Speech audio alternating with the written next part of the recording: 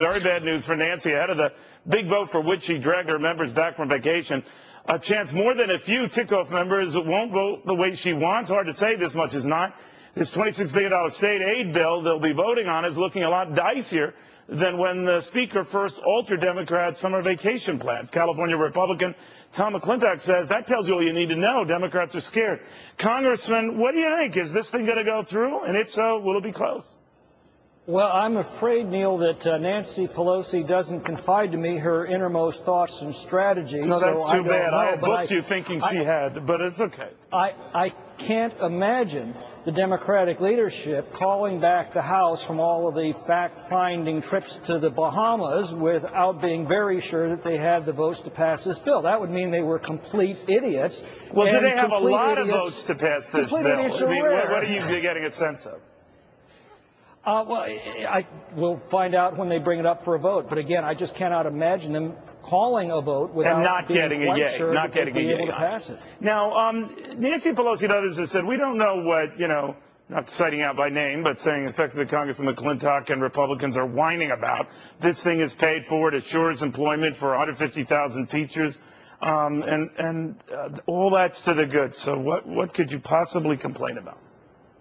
Well, sure, it's paid for with a $10 billion tax increase on businesses. And just to let your viewers in on a little secret, businesses don't pay business taxes. Business taxes can only be paid in one of three ways: by us as consumers through higher prices. Well, they say they're going after the businesses that enjoy tax credits for hiring workers abroad. In other words, not hiring Americans, and that's just desserts. Well, But don't forget, that still is passed on to us as consumers through higher prices, and also by us as investors through lower earnings. Well, then would you have been for the idea, Congressman?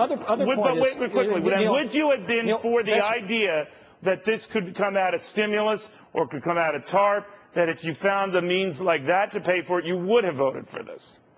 Absolutely not. This bill forbids states, for example, from reducing their education spending below last year's level.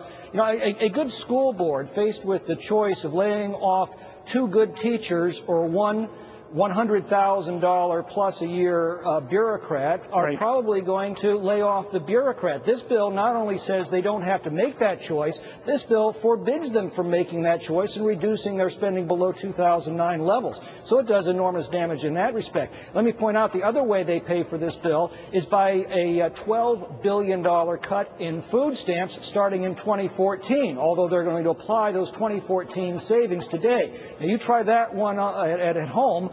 Honey, good news, we can afford that jet ski I've been wanting. After all, I'm just going to cut our grocery budget by $10,000 in 2014.